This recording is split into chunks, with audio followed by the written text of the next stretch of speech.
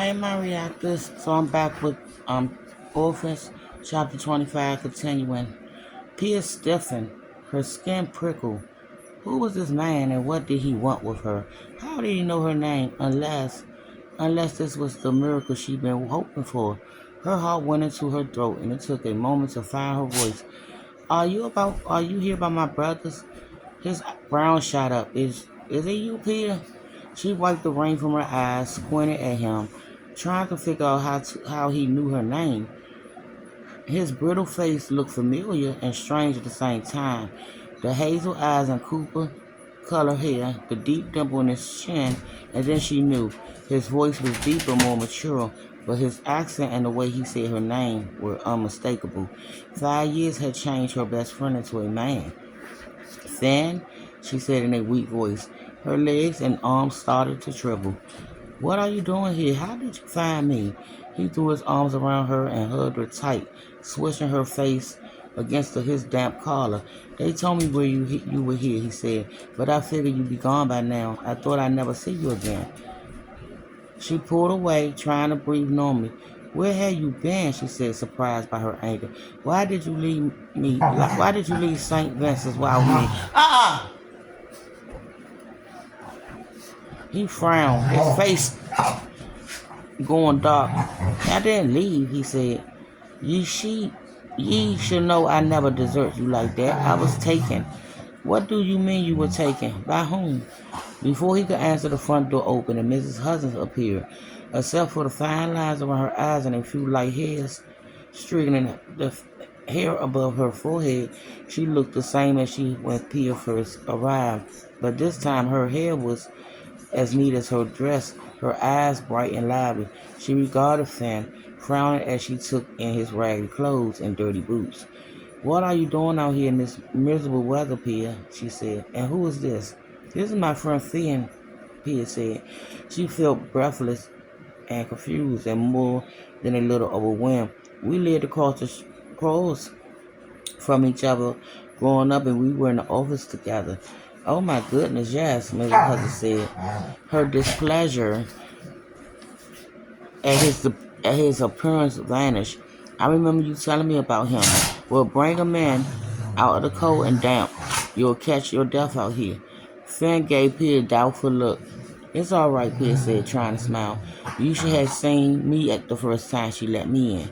She moved towards the door and motioned for him to follow. Grateful but not surprised that Mrs. Hudson was inviting him to just because he was her friend. Come in, Mrs. Hudson said. You're letting in the cold air.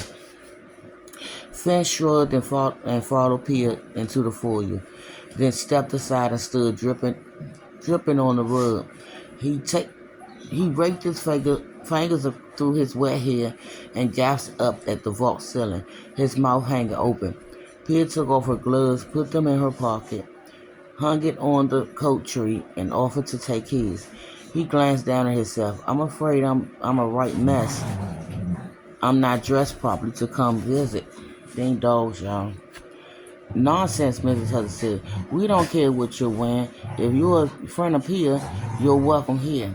Finn hesitated, looking at Pia with doubt-filled eyes. She nodded, and he finally took off his jacket, revealing a rag wool vest over a wrinkled gray shirt with missing buttons. A length of fray rope held up his trousers. Oh dear, Mrs. Hudson said.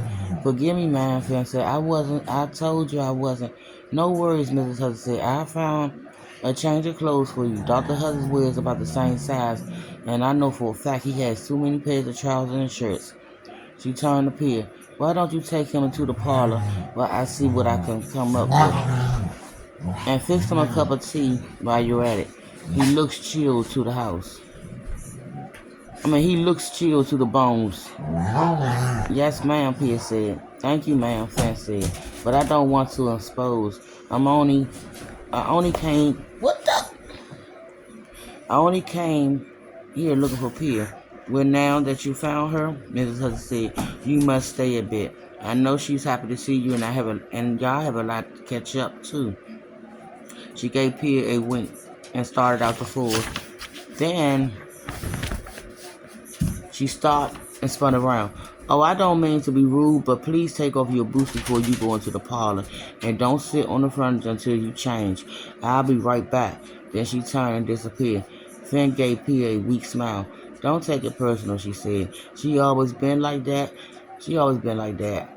If you say so, Finn said. He took off his boots and put them side by side on the rug. Jag holds rid of the toes inside of the leather, and his socks weren't much better. I'm sorry for shocking you like this, but I didn't know. There's no need to be sorry, she said. I'm glad you found me. Come on in. I'll make some tea and you can tell me what happened. In the kitchen, she put the tea kettle onto a bowl and offered him a seat at the table.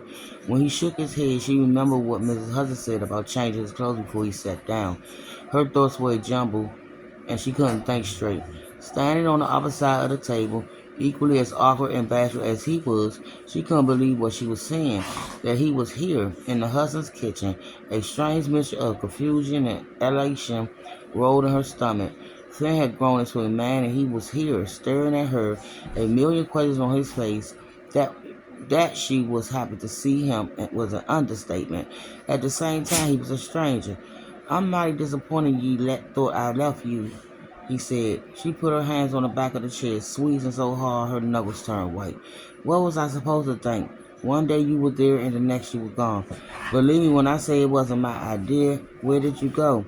Mother Joe said a family in Iowa wanted to adopt me, so she was sending me on a train. Shut up!